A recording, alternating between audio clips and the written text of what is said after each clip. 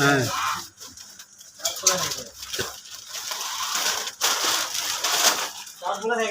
ভাই অন্য কোম্পানিগুলো তো ফালানো যাবে না ভাই, অন্য কোম্পানিগুলো ফালানো যাবে না। আপনি কেন?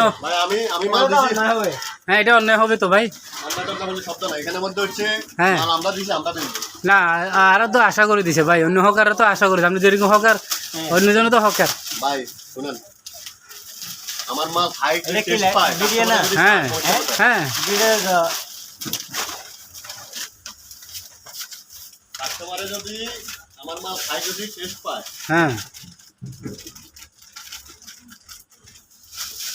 এসআর রাউজান পুষ্টি এসো।